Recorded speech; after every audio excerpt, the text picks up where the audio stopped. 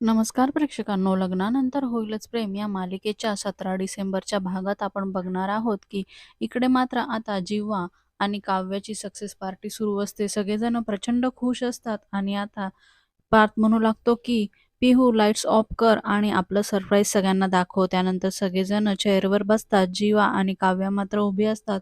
त्यानंतर मात्र चौघांचे एकत्र असलेले लग्नानंतरचे फोटो आधी सगळ्यांसमोर येतात. त्यामुळे सगळेजण खूपच खुश होतात.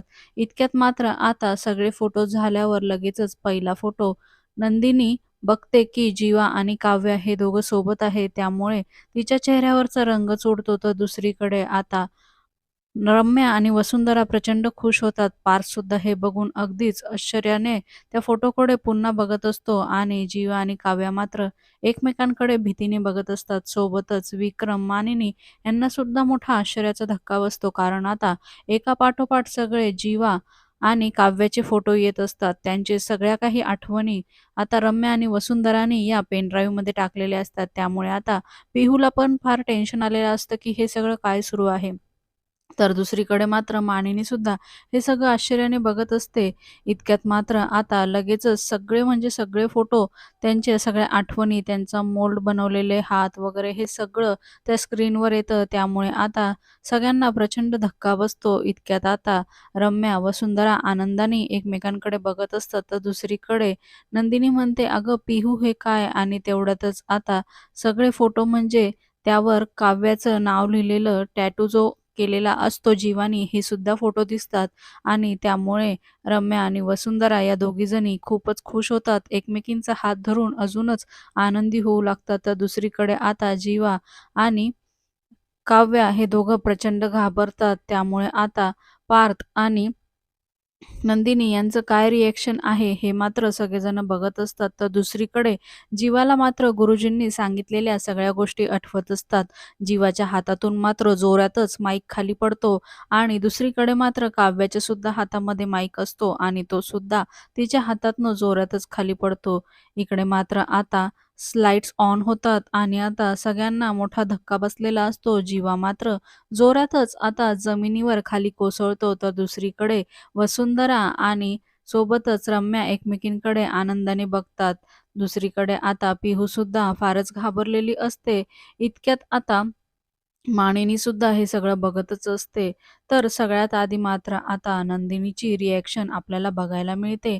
कोणीही आज या मालिकेमध्ये काही जास्त बोललेलं नाही, परंतु सगळ्यांना मात्र प्रचंड धक्का बसलेला असतो. त्यामुळे सगळ्यात आधी नंदिनीला सुरुवातीपासूनचं म्हणजे लग्न झाल्यापासूनचं काव्याचं सगळं बोलणं आठवू लागतं, की काव्या तिला म्हणत असते, "ताई तू याच घरात कशी काय आली लग्न करून? तू हे फार चुकीचं केलं आहे." हे सगळं नंदिनीला आठवत असतं. तर दुसरीकडे मात्र आता काव्याला सुद्धा हे आठवत असतं, की लग्नाच्या वेळेस ती कशी वागली होती. त्यानंतर मात्र आपण काव्या आणि जीवाला जेव्हा एकत्र बघितलं याचा त्रास मात्र सगळ्यांनाच होत असतो. तर तेव्हा मात्र नंदिनीला आठवत असतं, की काव्याने लग्नाच्या वेळेस त्यांना पाया पडू दिल्या नाही. ती मागे सरकली. त्यानंतर पुन्हा आता काव्याचे आणि तिचे वाद जे काही झालेले असतात ते मात्र नंदिनीला आठवू लागतात आणि नंदिनीला प्रचंड त्रास होत असतो. तर दुसरीकडे पार्थला पण प्रचंड मानसिक धक्का बसलेला असतो. इकडे आता नंदिनीला हे सुद्धा आठवत असतं, की काव्याने मात्र तोंडावर दरवाजा लावून घेतलेला असतो. तेव्हा मात्र नंदिनी तिला समजवायला येते, "अगं, आपण दोघी बहिणी आहे. मी तुझी मोठी बहीण आहे ना." तेव्हा काव्या म्हणते, म्हणजे तिच्यावर हातच उचलत असते. हे तिला आठवत असतं, की "तू माझी मोठी बहीण आहे ना, हाच माझा प्रॉब्लेम आहे." नाहीतर तेव्हा आता इकडे नंदिनी घाबरलेली पहिल्या वेळेसचं आपल्याला आठवतं. कारण आता काव्या तिला म्हणत असते, की "खरंच तू माझी मोठी बहीण आहे म्हणून." तेव्हा नंदिनी म्हणते, की "पहिले तर मी तुझी बहीण आहे याचा तुला खरंच किती गर्व असायचा आणि आज तू अशी बोलते आहे." इतक्यात मात्र आता नंदिनीचे हळू हात जोडले जातात आणि ती काव्याकडे बघून हात जोडून माफी मागत असते. इतक्यात काव्या स्टेजवरनं धावत येते आणि नंदिनीचे हात अगदी थांबवते, खाली घेते आणि "ताई प्लीज असं नको करू." असं म्हणत आता ती स्वतः हात जोडू लागते आणि हे सगळं पार्थ बघत असतो. तर दुसरीकडे रम्या आणि वसुंधरा एकमेकींना खुणवत असतात आणि इकडे मात्र काव्याने हात जोडलेले आता हात मात्र नंदिनी बघत असते आणि स्वतःच्या हाताने मात्र ती स्वतःचं तोंड अगदी जोरजोरात झोडून घेत असते. तिला असं वाटत असतं, की आपण खरंच खूप मोठी चूक केलेली आहे. म्हणून आता ती स्वतःलाच मारून घेत असते. घरातील सगळेजण हे बघत असतात, तर वसुंधरा आणि रम्याला मात्र खूपच आनंद होत असतो. परंतु नंदिनीचा हा सगळा प्रकार बघून अगदी वसुंधरा, रम्या, आरुषी आणि सोबतच काव्याची मैत्रीण या तिघीजणी तोंडाला हात लावतात, की नंदिनीला किती प्रचंड धक्का बसलेला आहे. तोंडावर हात मारून घेताना नंदिनीचं लक्ष आपल्या हातावर असलेल्या नावाकडे जातं, जे जीवानी अगदी प्रेमाने लिहिलेलं असतं, जीवांदिनी. ते मात्र ती पदराने अगदी अक्षरशः घासत असते आणि हे बघून आता पुन्हा एकदा वसुंधराच्या चेहऱ्यावर हसू असतं. परंतु काव्याला मात्र या गोष्टीचा प्रचंड त्रास होत असतो आणि ती आपल्या बहिणीला थांबवत असते आणि हात जोडत असते पुन्हा-पुन्हा. इकडे मात्र जीवा काहीच न बोलता खाली बसलेला असतो आणि आता मात्र नंदिनी त्याच्या दिशेने जात असते. तेव्हा मात्र आता नंदिनी जेव्हा त्याच्या दिशेने जात असते, तेव्हा जीवा अगदीच खूपच दुखावलेला असतो. नंदिनी मात्र त्याला काही बोलत नाही, परंतु त्याच्यासमोर जाऊन उभी राहते आणि आता पुन्हा एकदा तिला नवीन लग्न झाल्यावर जे काही घडलेलं असतं ते आठवू लागतं. तिच्या गळ्यात जे मंगळसूत्र असतं त्याबद्दल काव्या बोलत असते आणि ती म्हणत असते, की "हे नुसतं मंगळसूत्र नाहीये. जर जीवानी माझ्याकडे घटस्फोट मागितला तर मी स्वतःहून देईल आणि राहिली पार्थची गोष्ट तर आता माझी नजर अगदीच मेली आहे. मी फक्त या घरातील एक ते मेंबर आहे, असं म्हणून वागते त्यांच्यासोबत. तेव्हा काव्याचं बोलणं तिला आठवतं. मला खरंच कळतं आहे, जर तुझं आणि जीवाचं लग्न ठरलं असतं, तर तुझ्या या बोलण्याला अर्थ होता. परंतु आता या सगळ्या गोष्टीचा अनर्थ आहे आणि असं म्हणत ती नंदिनीला थांबवत होती. या सगळ्या गोष्टी तिला आठवत असतात. तेवढ्यात मात्र आता जीवासुद्धा उठून उभा राहतो आणि तो हात जोडून आता मात्र नंदिनीची माफी मागू लागतो. परंतु आता मानिनी आणि आरुषीसुद्धा नंदिनीकडे बघतच असतात. दुसरीकडे मात्र नंदिनीला आठवत असतं, की जीवानी आपल्या डोक्यावर लग्नामध्ये हात ठेवून तिच्याबरोबर लग्न करण्याचा निर्णय घेतलेला असतो. त्यानंतर सुद्धा आता लग्नानंतर तो किती साथ देतो हेही तिला आठवत असतो. तर नंदिनी तिला म्हणत असते, की "आज नंतर मी तुमच्या सगळ्या आवडी जपणार आहे." तर दुसरीकडे जे.के नावाचं जे काही स्टिकर जीवाच्या रूममध्ये तिला सापडलेलं असतं, ते सुद्धा तिला आठवत असतं. त्यानंतर मात्र जीवा आणि तिच्या सगळ्या आठवणी तिला आठवत असतात. तर दुसरीकडे नंदिनी त्याला म्हणत असते, "जर ती के नावाची मुलगी अजूनही पाठलाग तुमचा करत असेल आणि तुम्हाला ते योग्य वाटत असेल, तर मात्र मी माझा निर्णय बदलायला तयार आहे. मी तुम्हाला आपल्या लग्नातनं मोकळं करेल." हे सुद्धा तिला आठवत असतं आणि ती पुन्हा-पुन्हा जीवाकडे बघत असते. त्याचसोबत मात्र जीवाने तिच्यासाठी काय-काय केलेलं असतं आणि त्यांच्या दोघांच्या आयुष्यातली आनंदाचे क्षण हेही तिला आठवत असतात. तर दुसरीकडे मात्र नंदिनी जेव्हा हाताला मेहंदी लावून बसलेली असते, तेवढ्यात मात्र काव्याच्या हातून जेव्हा त्यांच्या गिफ्टचा बॉक्स खाली पडतो आणि तो झेलण्याचा प्रयत्न नंदिनी करते, तेव्हा तिची मेहंदी पुसते. तेव्हा काव्याचं म्हणणं तिला आठवतं, की "ताई खरंच माफ कर गं. पण हे सगळं मात्र माझ्यामुळे झालं आहे आणि माझ्यामुळे तुझी मेहंदी पुसली आहे, तुझ्या आनंदावर विरजन झालेलं आहे." याही गोष्टी आता नंदिनीला आठवत असतात.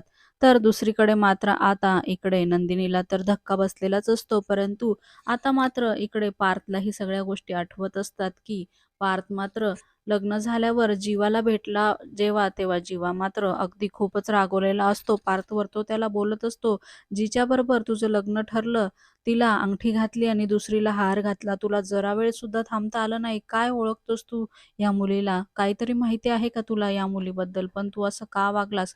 तू खरंच माझा गुन्हेगार आहे." परंतु त्यावेळेस पार्थला त्याच्या बोलण्याचा अर्थ लागला नाही. परंतु आता मात्र पार्थला जीवाच्या सगळ्या बोलण्याचा अर्थ लागला. पार्थ म्हणत असतो, की "माझ्याकडे तर पर्याय नव्हता रे लग्नाचा, पण तुझ्याकडे होता. आता आपण चौघंजणं या घरामध्ये क्रॉस लग्नामुळे कसं राहणार आहे तुला नाही कळणार.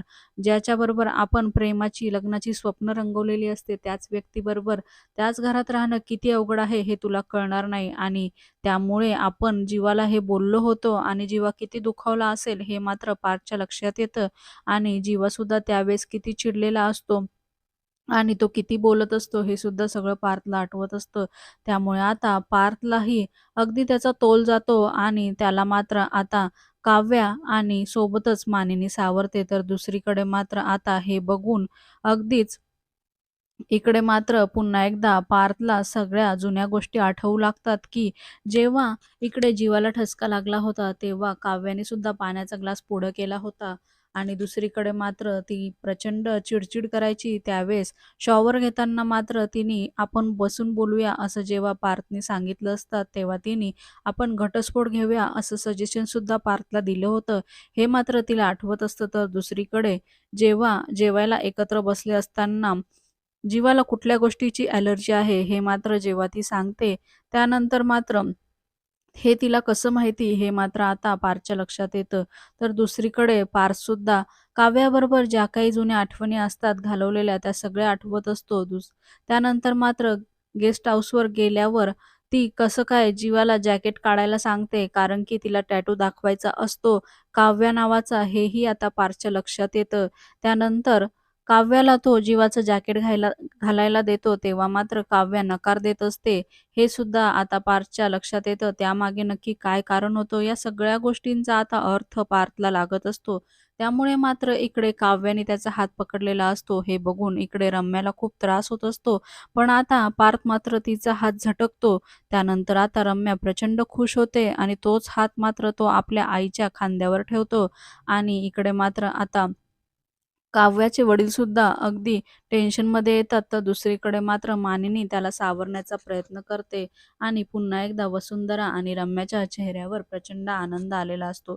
तर इकडे मात्र मानिनीचं लक्ष आता काव्याकडे असतं आणि मानिनीला सुद्धा सगळ्या त्याच गोष्टी आठवत असतात.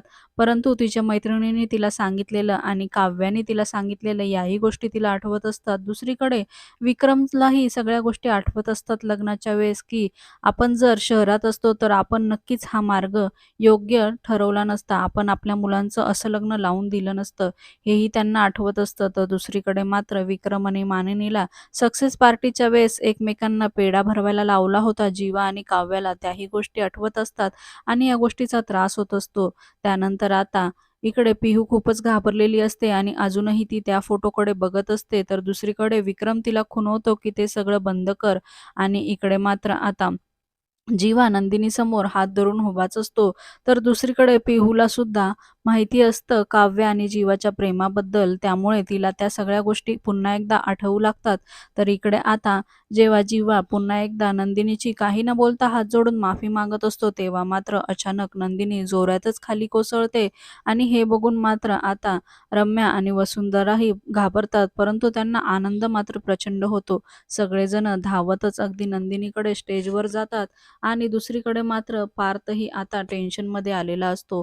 येणाऱ्या भागांमध्ये आपण बघणार आहोत, की आता पार्थ मात्र म्हणत असतो विक्रमला, की खरंच लग्नानंतर होईलच प्रेम, हे म्हणणं म्हणजे एक मोठा गुन्हा आहे आणि गुन्हा घडायलाच नको. जर घडला असेल तर त्या गुन्हेगाराला शिक्षा व्हायलाच पाहिजे.